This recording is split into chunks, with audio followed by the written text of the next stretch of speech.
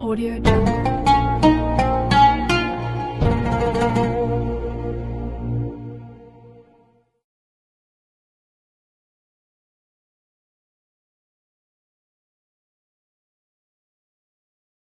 Baik, bismillahirrahmanirrahim. Assalamualaikum warahmatullahi wabarakatuh. Alhamdulillah wassalatu wassalamu ala asrafil anbiya'i wal mursalin Sayyidina wa habibina wa maulana Muhammadin wa ala alihi wa sahbihi wa man tabi'ahum bi ihsanin ila yaumiddin, amma ba'd. Fa inna astaqal hadis kitabullah wa khairal hadi hadi Muhammadin sallallahu alaihi wasallam wa syarrul umuri muhdatsatuha wa kullu bid'atin dhalalah wa kullu zalalatin finnar. Allahumma anfa'na bima 'allamtana wa 'allimna alladhi yanfa'una wa zidna ilma. Allahumma inni a'udzu bika an adilla aw udalla wa azilla wa zalla wa adlima wa udlama wa ajhala ayyujahala alayya. Wa sallallahu ala sayyidina Muhammad walhamdulillahi rabbil alamin. Ikhwatuddin, hafizakumullah, mitra muslim yang insyaallah dijaga, diberi berkah, rahmat oleh Allah Rabbul Alamin. Alhamdulillah. Pertama, kita panjatkan rasa syukur yang begitu mendalam, kita haturkan hanya kepada Allah Rabbul Alamin, Tuhan semesta alam ini yang begitu banyak memberikan kenikmatannya kepada kita, yang sungguh sangat luar biasa karunia-Nya mengalir dalam hidup ini tak pernah berhenti. Karena itu semestinya mitra muslim tak berhenti pula rasa syukur kita, terus menerus kita haturkan kepada Allah Rabbul Alamin. Minimal wujud syukur adalah kalimat terbaik kita pada pagi hari ini. Seraya kita diberi nikmat bisa bangun lagi, ia adalah kalimat hamdalah, alhamdulillahirabbil alamin. Yang kedua tentu salam, salawat terus kita persembahkan kepada manusia terbaik, pemilik pribadi yang sempurna, teladan abadi bagi kita, Rasulullah Muhammad sallallahu alaihi wasallam. Semoga salam salawat yang kita ucapkan diterima sebagai amal soleh dan bisa menjadi syafaat bagi kita di hari akhir. Amin ya rabbal alamin. Mitra muslim, hafizakumullah, seringkali kita mendengar banyak riwayat yang menyatakan bahwa pasar adalah seburuk-buruknya tempat. Dan sering hal itu juga ditanyakan kepada saya, gimana Ustaz, saya ini bekerja di pasar, tapi kok ada riwayat pasar itu seburuk-buruknya tempat. Padahal dalam peradaban sebuah negeri, atau peradaban sebuah negara, yang membangun sebuah negara itu di samping spiritualnya tentu adalah ekonominya, materialnya itu kan. Dan materi itu adalah pusatnya di ekonomi, dan ekonomi itu pusatnya adalah di pasar. Karena pasar ini baik yang tradisional maupun yang yang modern gitu kan, yang biasa kita sebut mall, supermarket dan sebagainya, tentu menjadi sendi, menjadi urat nadi maksud saya, perekonomian sebuah negeri, masyarakat kita. Dan kalau kemudian pasar itu menjadi seburuk-buruknya tempat, berarti itu menjadi sumber keburukan bagi sebuah masyarakat, tatanan masyarakat. Terus gimana itu kayak begitu tuh Ustaz? Memang ketika ditanyakan kepada saya, Mas Nasir, mitra muslim hafizakumullah, saya mengecek riwayat-riwayatnya itu sahih gitu kan. Riwayatnya sahih gitu kan.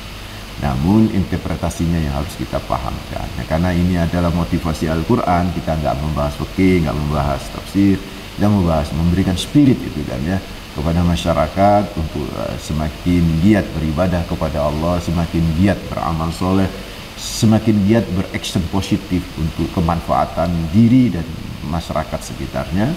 Maka tentu saya kaitkan dengan ayat-ayat Allah Rabbul Alamin. Nah, ternyata mitra muslim hafizahumullah, ini kan mungkin bisa jadi sangat terkait dengan Maulid series yang berkaitan dengan sosok Nabi Muhammad sallallahu alaihi wasallam. Dalam sebuah ayat, yaitu surat Al-Furqan ayat 20, yang ini menjadi kajian kita pada pagi hari ini. Di situ Allah berfirman, "Wa ma arsalna qablaka minal mursalina illa innahum la ya'kuluna at-ta'am wa yamshuna fil aswaq wa ja'alna ba'dakum li ba'din fitnah atasbirun wa kana rabbuka basira." Kata Allah Rabbul Alamin, yang kurang lebih terjemahannya, "Wa ma arsalna qablaka minal mursalin." Tidaklah kami utus sebelum engkau ya Muhammad, ya Rasulullah, minal mursalin, dari kalangan para utusan-utusan Allah, dari kalangan manusia-manusia, nabi-nabi yang diutus, illa innahum la ya'kuluna at-ta'am, kecuali mereka itu yang makan makanan, ya makan kurma, ya makan buah gitu kan. Jangan dianggap bahwa nabi itu malaikat yang nggak makan gitu kan. Jangan dianggap nabi itu nggak punya nafsu makan gitu. Layak kulun ta'am.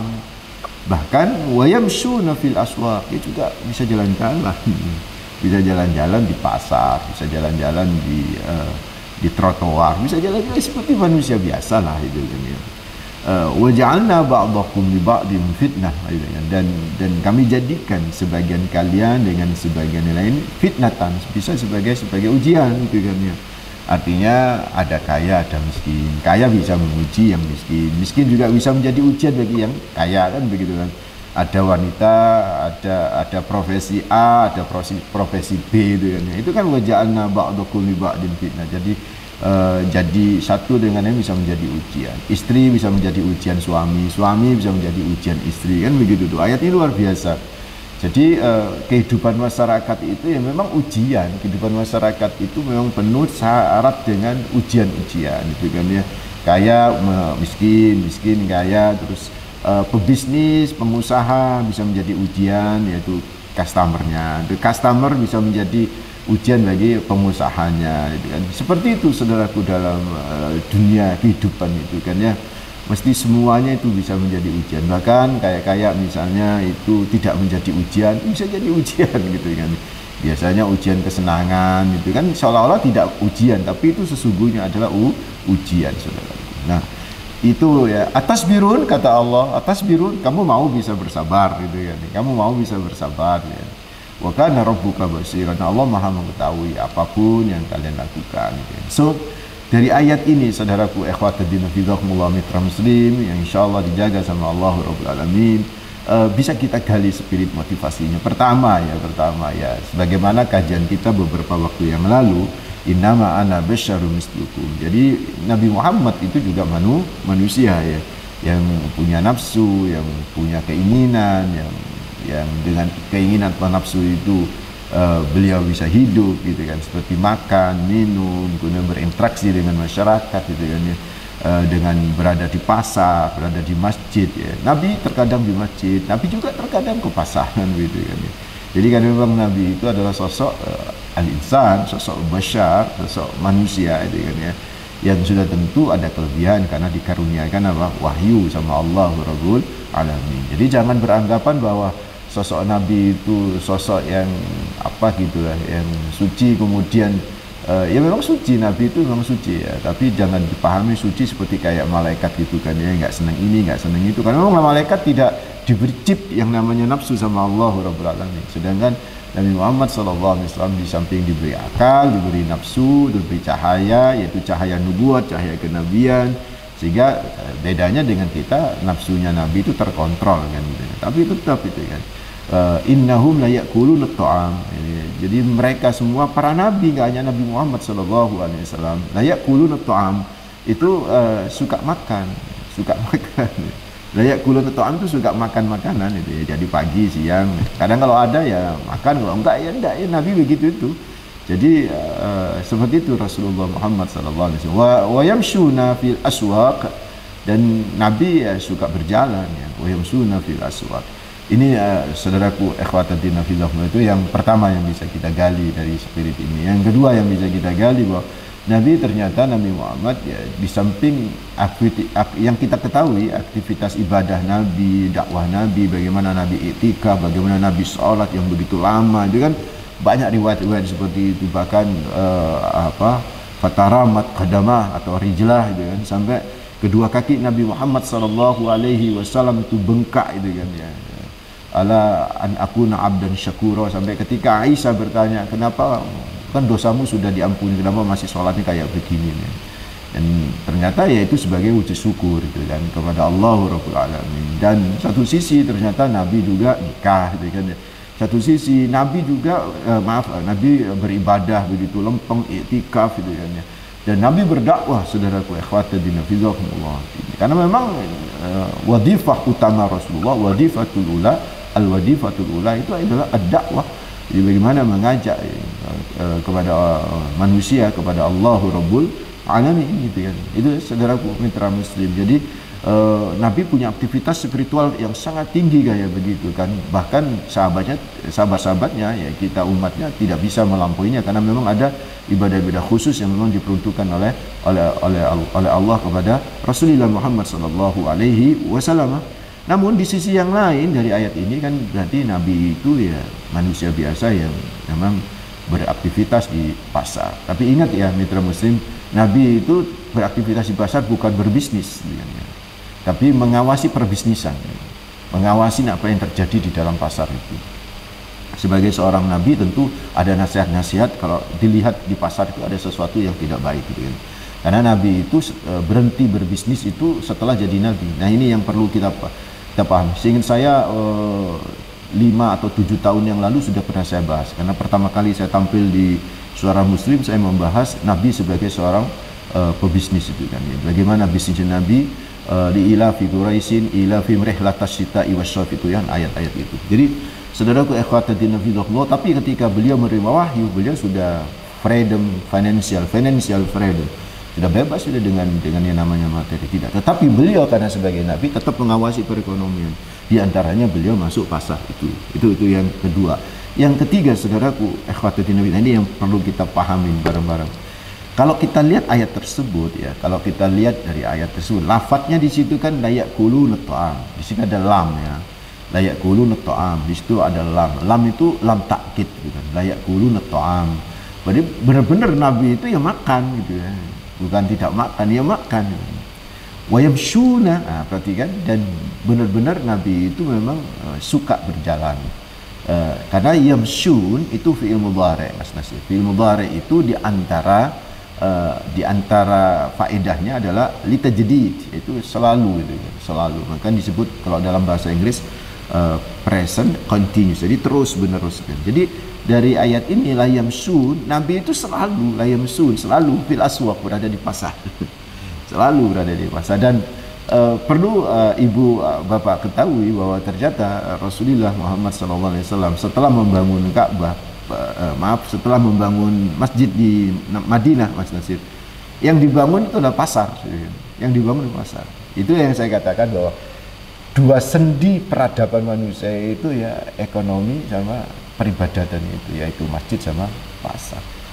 Terus bagaimana menjawab riwayat yang menyatakan abghadul bilad ilallah masajiduha wa ahabbul bilad ilallah masajiduha wa abghadul bilad ilallah aswaquha. Bahwa seburuk-buruknya yang paling dicintai oleh Allah, tempat yang paling baik itu adalah masjid. Kemudian yang seburuk-buruknya tempat yang paling dibenci sama Allah adalah pasar. Gimana kita menjawab kayak begitu? Kita tentu harus menoleh kepada komentar para ulama yang nanti akan kita bahas setelah ini. Ustaz Jun? Baik.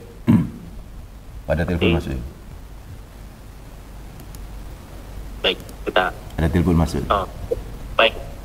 Iya, Ustaz, kita sapa dulu. Assalamualaikum. Waalaikumsalam warahmatullahi wabarakatuh. Assalamualaikum di Krian, silakan. Assalamualaikum Ustaz. Waalaikumsalam warahmatullahi wabarakatuh, Pak Sadiku.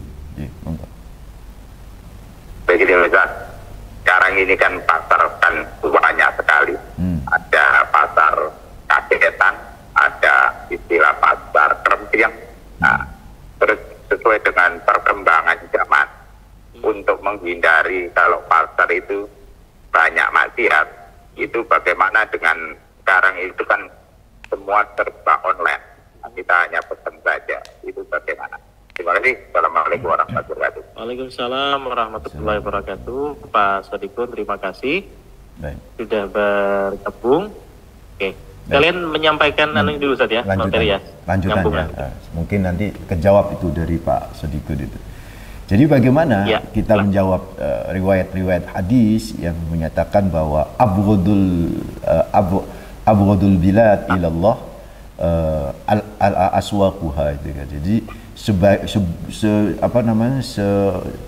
yang paling dibenci oleh Allah dari sebuah tempat di negeri itu adalah pasar.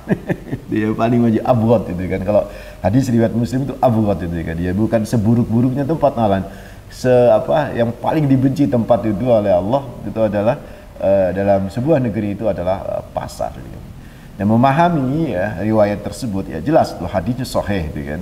Jelas hadis sahih. Tapi secara umum itu ya tidak bertentangan kok dengan Al-Furqan ayat 20 itu kan. Kenapa begitu? Ya, motivasi yang bisa kita gali dari surat Al-Furqan sudah begitu jelas, gamblang kepada kita, dan ternyata itu diperkuat gitu kan. Artinya ada ulama hebat, ulama yang mujtahid yang boleh memberikan komentar luar biasa terhadap riwayat ini, terus dikaitkan dengan ayat-ayat yang berkaitan dengan pasar.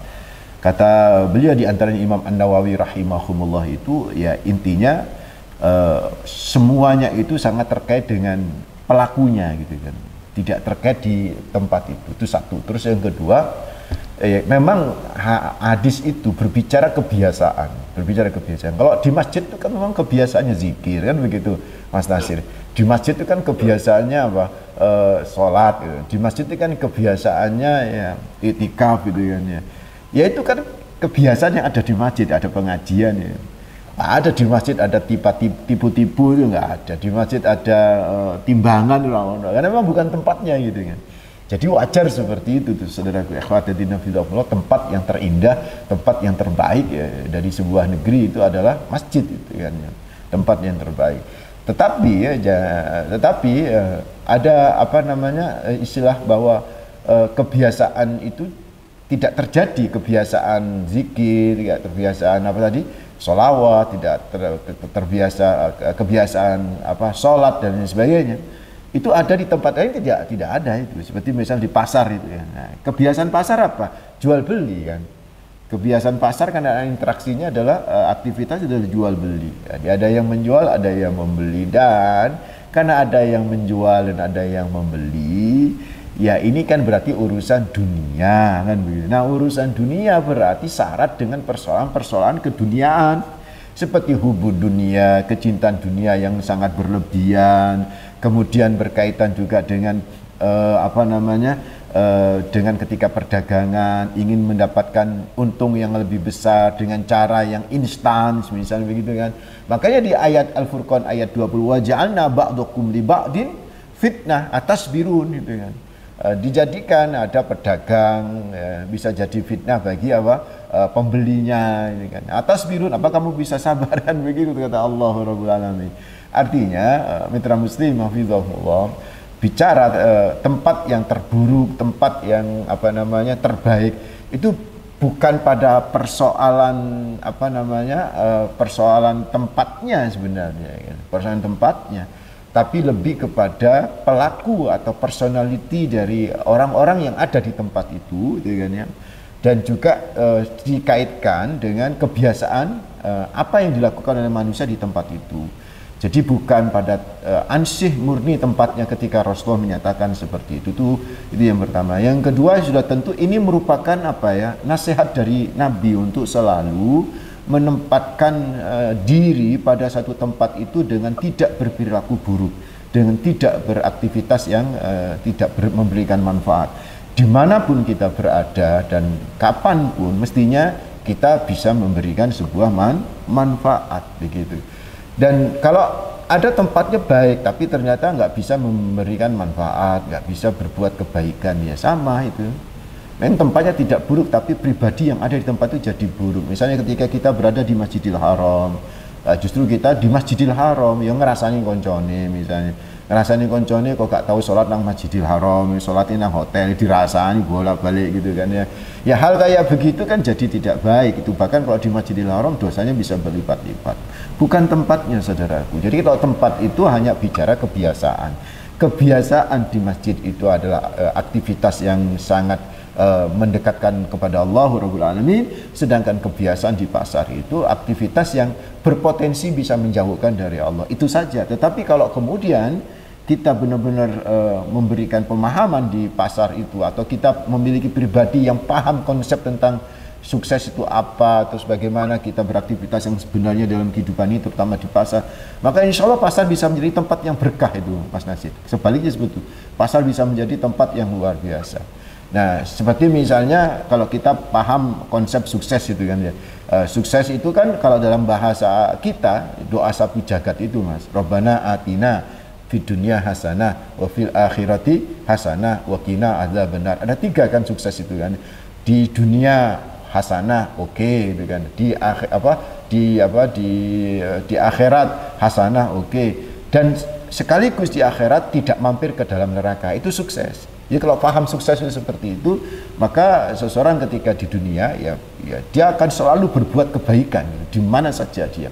Dalam rangka supaya bekal supaya ketika di akhirat juga bisa menjadi baik, dan lebih-lebih tidak hanya baik di akhirat, ya, tidak hanya hasanah di akhirat, tapi Ibu Pak itu bisa terlepas dari siksa api neraka. Karena mungkin bisa masuk surga, tapi kan ada orang yang mampir dulu ke neraka Mas. Jadi dari sini 3 konsep ini yang harus dipahami, konsep sukses itu. Bahwa sukses itu tidak hanya di dunia atau materi saja, tapi spiritual. Kalau orang-orang yang ada di pasar itu berpikirnya begini, ada orang sukses dagangannya di pasar itu rame banget ini kan.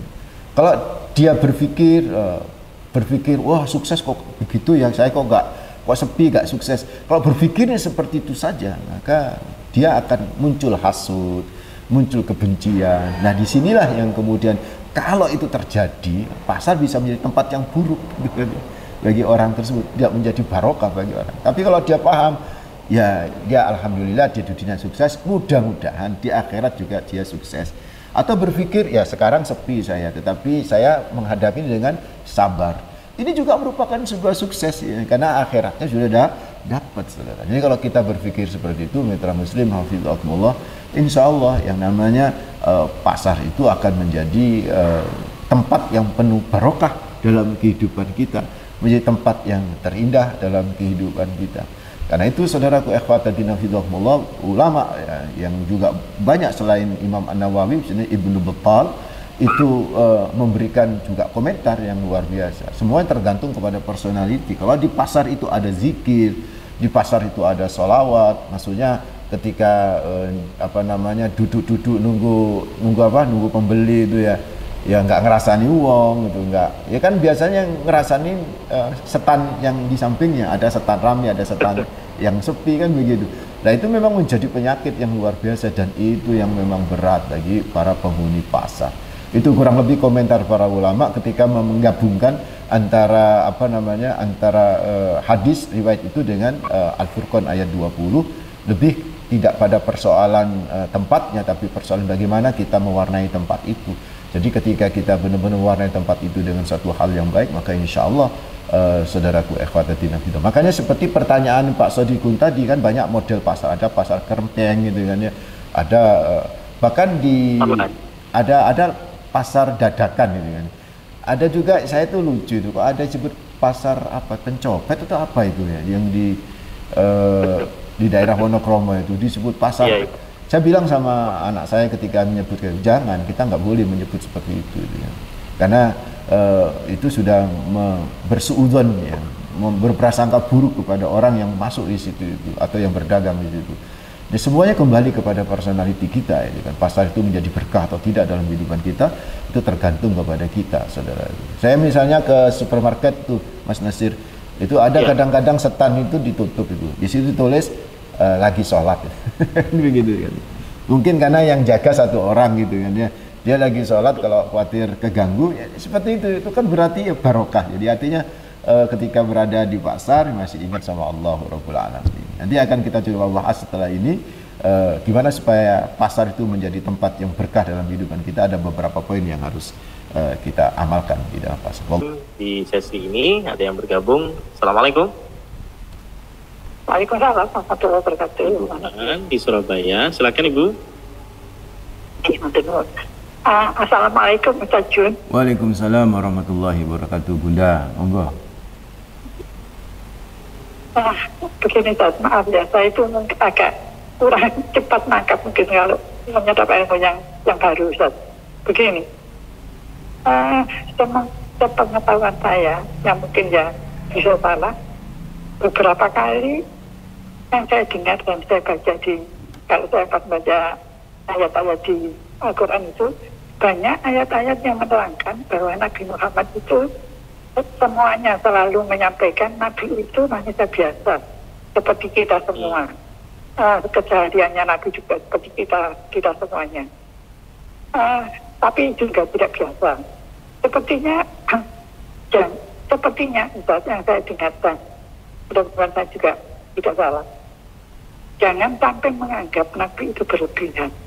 Karena ya keseharian Nabi juga seperti kita biasa, juga ke pasar, juga berjalan-jalan, juga makan. Nah itu.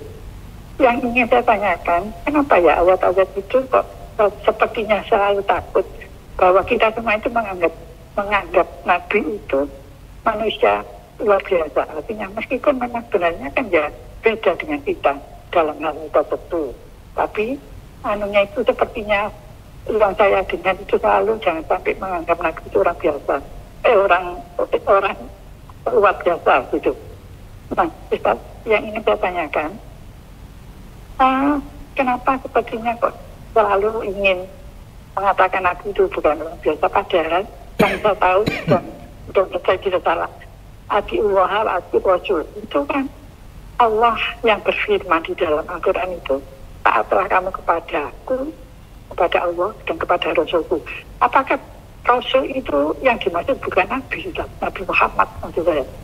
Dan yang saya tahu, Allah itu kan paling sayang dengan Nabi Muhammad di antara semuanya. Tapi mudah-mudahan saya tidak salah. Mohon penjelasannya Ustaz. Baik.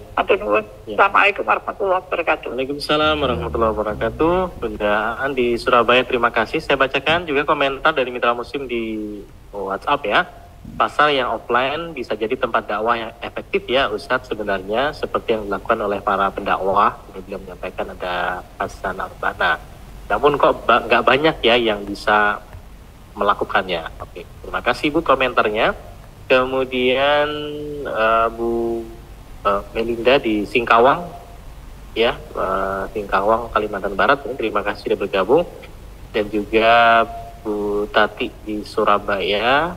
Berikutnya ada Pak Pandi yang menyampaikan pasar selain menjadi sentra perekonomian juga ada buruknya sebagai basis tempat ghibah, fitnah, pencurian, kecurangan begitu ya. Bagaimana Ustaz mengubah image pasar yang memang terkadang kebanyakan disebut dengan seperti itu? Mohon penjelasannya. Baik, berikutnya Assalamualaikum.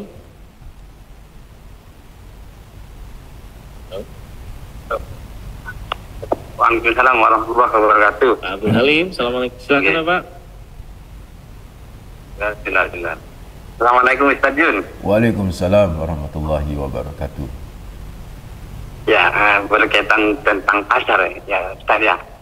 Kalau dikatakan tadi pasar itu yang paling dibenci Allah, berarti di situ paling banyak peluang dalam hal keburukan gitu Ustaz ya. Nah, saya dengar kalau pasar itu ada setan khusus untuk menggoda orang gitu Ustaz. Itu saya pernah dengar. Apakah benar? Apakah ada penjelasan dari Nabi? Ada hadisnya maksudnya gitu.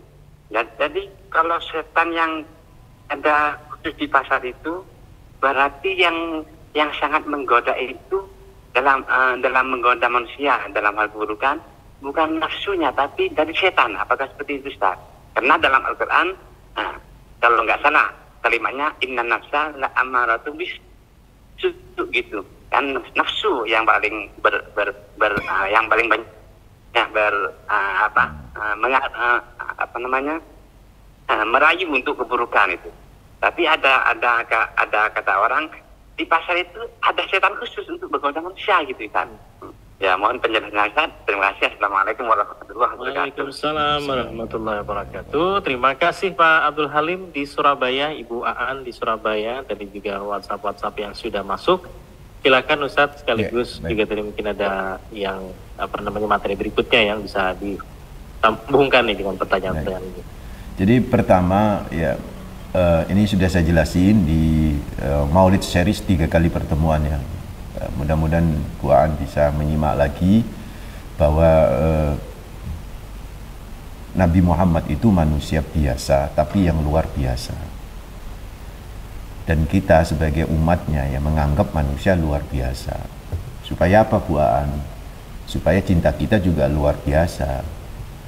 Kalau suami itu manusia biasa, istri itu manusia biasa, anak itu manusia biasa, cintanya biasa-biasa aja lah. Tapi kalau Nabi, manusia luar biasa. Apakah ada ayat menyatakan Nabi itu manusia luar biasa? Qul innama ana basyarum mislukum yuha ilayya. Jadi ada sifat yuha ilayya, bahwa Nabi itu seperti kita dalam konteks punya nafsu, punya kaki, itu sama dengan kita. Supaya kita apa? Mencontoh Nabi itu mencontoh manusia, bukan mencontoh malaikat. Tuh ya. Jadi tapi satu sisi Nabi itu diberi wahyu, nur nubuat, cahaya kenabian. Itulah yang membuat Nabi berbeda dan menjadi manusia yang luar biasa. Banyak itu dalil-dalilnya, kemarin kita 3 kali pertemuan loh Bu, yang kita bahas itu banyak dalil-dalilnya. Ya diantaranya bagaimana sikap sahabat terhadap Nabi, sampai rambutnya Nabi disimpan. Kenapa mereka sampai menyimpan rambutnya Nabi? Ya karena memang itu bukan rambut dari manusia biasa. Rambut dari manusia luar biasa. Sampai keringatnya sama Ummu Salamah itu, Ummu Sulaim maksud saya, itu diambil keringatnya Nabi. Coba kalau keringat kita Bu, ya nggak bisa, nggak mau. Jangankan keringatnya orang lain, keringatnya orang yang dicintai saja belum tentu mau kayak begitu. Itu karena apa ya? Karena sahabat tahu tuh keringatnya Nabi, rambutnya Nabi, bahkan darahnya Nabi itu bukan seperti punya kita itu. Makanya ada kekhususan. Banyak hal yang menunjukkan Nabi itu luar biasa, sehingga cinta kita harus luar biasa. Satu sisi, kenapa Allah mengedepankan manusia biasa? Karena ini menolak gitu kan, menolak anggapan orang-orang jahiliyah saat itu, bahwa yang namanya utusan Tuhan itu malaikat gitu. Kalau bukan malaikat, ayat ini juga kan menyatakan, oh, Nabi kok melaku nang pasar gitu. Nabi kok yo mangan, mestinya Nabi ku yo kayak malaikat gitu. Jadi memang pikirannya seperti itu. Memang sejak dulu yang namanya Nabi itu harus luar biasa kan begitu kan. Tapi luar biasa tetap manusia gitu, bahwa seperti kita, tapi luar biasa. Dalam dunia animasi atau dunia imajinasi saja ada manusia super kan begitu kan, manusia yang beda gitu kan ya. Dalam konteks keseharian aja ya podo manusianya, tapi ya luar biasa, kealimannya juga luar biasa. Saya laki-laki, Mas Nasir laki-laki, Imam Syafi'i juga laki-laki. Tapi otaknya Junaidi Sahar, otaknya Mas Nasir sama otaknya Imam Syafi'i yang berbeda tuh. Ya chipnya sudah berbeda mungkin gitu kan. Jadi daya tangkapnya sudah berbeda. Jadi dengan Imam Syafi'i saja yang sekali dengar langsung hafal tuh, sekali ngelihat langsung hafal. Imam Syafi'i itu kalau baca buku, baca kitab itu yang halaman itu ditutup ya. Supaya apa? Ketika dia ngelihat itu udah keseken itu kan. Itu kan manusia luar biasa. Ada ustadz juga di Indonesia yang juga hafal nomor-nomor hadis yang juga luar biasa. Jadi kan pasti kita nganggap wah itu manusia yang luar biasa. Masa sama manusia biasa kita anggap luar biasa, kepada Nabi Muhammad nggak nganggap luar biasa kan? Nggak bisa seperti itu, karena kita harus mencintai dengan sosok manusia yang luar biasa gitu kan. Beda ibu ketemu sama saya, ibu ketemu sama Mas Nasir, sama ketemu sama Rasulullah, beda banget toh, beda banget. Kalau cinta seorang istri kepada suami mau berkorban, ya kan? Tapi maukah berkorban? Misalnya ketika orang yang dicintai meninggal dunia, maukah tidur di liang lahat, dipendem di sana? Enggak mau. Cintanya cuma cinta saat hidup. Saat mati ya biasa cintanya, enggak sampai ikut mati. Tapi dengan Nabi Muhammad pun minta nyawa kita. Kalau saat hari ini ada, kita siap itu. Karena apa? Kecintaan kita luar biasa. Kenapa? Beliau bukan manusia biasa, tapi manusia luar biasa. Basyarun walaysa kal basyar. Kata para ulama, manusia tapi bukan seperti manusia biasa, antara berlian sama batu biasa Bu. Itu antara kita dengan Nabi Muhammad SAW. Oke, itu sudah saya bahas 3 kali pertemuan loh Bunda, nanti bisa dicek lagi ya. Karena itu Nabi juga ke pasar, ya. Manusia biasanya ke pasar ya. Itu karena dalam konteks bahwa Nabi bukan malaikat gitu loh. Seperti itu. Terus yang kedua, tadi pertanyaan siapa yang kedua? ada setan khusus di pasar. Ada setan khusus di pasar Pak Halim itu kan. Iya, memang ada setan khusus. Di masjid juga ada setan khusus. Sama. Jadi bukan cuma pasar ya. Bukan di masjid pasar, semua orang sholat juga ada. Iya, ada setan khusus yang menggoda gitu kan ya. Itu jadi ya gini ya, jangan kita membandingkan sesuatu apple to apple itu kan ya. Jadi kalau kita membandingkan satu yang tidak apple to apple ya, karena memang tempatnya sudah berbeda. Maka kenapa Allah menyatakan bahwa ini masjid tempat yang paling dicintai, supaya apa? Manusia itu tidak lupa dengan masjid dan benci, karena memang konteksnya hadis itu bisa jadi banyak orang kalau sudah di pasar Mas, itu sudah lupa dengan masjid, sudah lupa dengan sholat, sudah lupa dengan zikir. Karena itu saudaraku, supaya tempat itu bisa menjadi barokah, istilah Ibu Yuni tadi kalau nggak salah ya, menjadi lahan dakwah itu di lahan dakwah. Itu benar, itu bisa jadi lahan dakwah, itu bisa jadi lahan dakwah. Ada sebuah kisah ya, orang punya setan, orang punya setan ini meninggal dunia. Ini saya langsung ceritanya, meninggal dunia orang ini. Apa yang terjadi? Mitra Muslim, hafizahumullah, banyak orang itu melayat orang ini, sampai penggali kuburan tuh bingung, sopo gitu, kok sampai seakeh itu, karena selama ini di daerah situ kalau yang meninggal ya biasa, yang ngantar biasa, ini lautan manusia ini. Maka sang penggali kuburan itu bertanya kepada orang yang datang lebih dulu, keluarga, ini siapa? Ini adik saya Pak. Loh, adik ibu ini kiai tau, tokoh tau, ulama besar? Bukan ulama. Terus kok bisa seperti itu? Saya juga nggak tahu, cuman bisik-bisik tetangga, adik saya ini kalau buka setan, dia kan punya toko kelontongan, meracangan gitu. Dia itu kalau jual, misalnya jual bawang merah, lombok gede gitu kan loh, itu ketika ditimbang 1 kilo, mesti itu ditambahi, entah itu 2-3 brambang, 2-3. Oh, mamak kan seneng kok yang ngono, seneng wong itu, masya Allah, barokahnya luar biasa. Dan itu bisa jadi lahan dakwah, sambil cerita tentang apa, tentang Islam, bagaimana itu bisa jadi lahan dakwah itu kan ya. Jadi saudaraku, ikhwatadina fillah, itu semua nasihat bagi kita, bahwa jangan sampai ketika kita berada di pasar kita kemudian bisa menjadi lupa dengan masjid. Jadi yang pertama supaya pasar itu barokah tadi itu, pasar kita yang kita miliki itu jadi barokah, setan kita dan aktivitas kita di pasar itu bisa menjadi barokah. Ayo, yang pertama mitra muslim, kita harus paham konsep sukses itu apa. Tadi sudah saya jelasin bahwa sukses itu tidak hanya dagangannya rame itu sukses, belum tentu. Dagangnya rame tapi gak tahu nang masjid, itu di mata Allah gak sukses itu. Nang masjid dagangannya rame, masya Allah, tapi perilaku ya ramenya ternyata pakai dukun. Ada orang yang aktif di masjid juga ya pakai dukun. Ada orang yang aktif di masjid juga mengurangi timbangan. Oh, banyak, maaf, yang pakai kupluk-kupluk putih itu kan begitu itu. Seperti itu saudara. Ayo kalau kita kepingin sukses ya tiga-tiganya, hasanah di dunia, akhirat di dunia, dan di akhirat benar-benar terlepas dari siksa azab api neraka. Itu satu, supaya kita barokah di pasar. Yang kedua apa? Tetap ingat sama Allah. Itu kata Ibnu Al-Battal itu kan ya, ulama pensyarah hadis Sahih Bukhari itu. Itu kalau bisa ya zikir ketika masuk pasar, doa a'udzu bikalimatillahi tammati min syarri ma khalaq. Itu kan katanya Pak sahabat Pak Halim, banyak setannya kan begitu ya. Setan itu Pak Halim tidak hanya dalam bentuk makhluk halus, menungso ini juga setan bisa jadi ketika nafsunya kayak setan gitu. Itu bisa jadi setan gitu.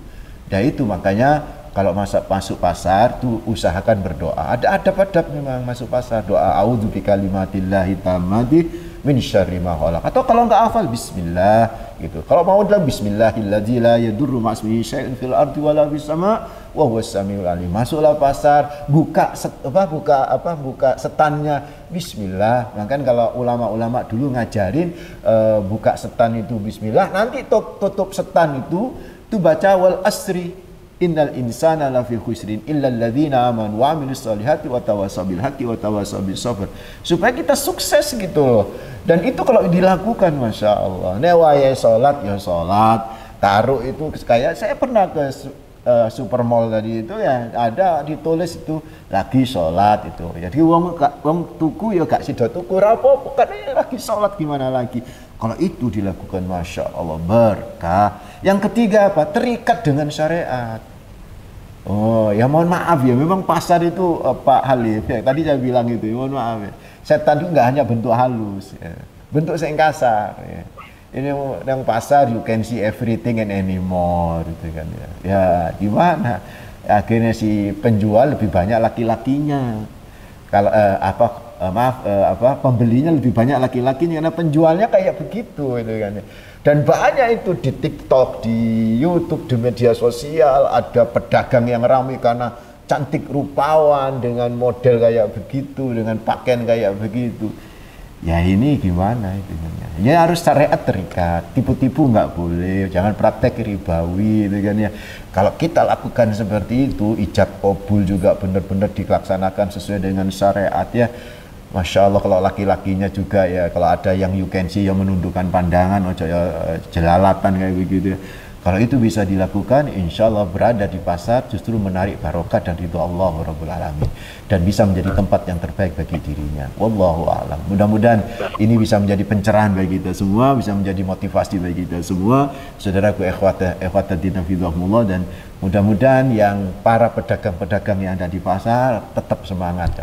Hadis itu perlu interpretasi, itu kan riwayat itu perlu interpretasi. Tetap semangat, tetap jadikan lahan dakwah, tetap jadikan lahan untuk beramal soleh, untuk semakin mendekatkan kepada Allah, di samping untuk supaya menjadi sumber rezeki jenengan untuk finansial keluarga. Itu pun kalau diniatkan akan menjadi sebuah ibadah juga. Masya Allah luar biasa. Aqulu qouli hadza wa astaghfirullah li wa lakum innahu huwal ghafurur rahim. Assalamualaikum warahmatullahi wabarakatuh.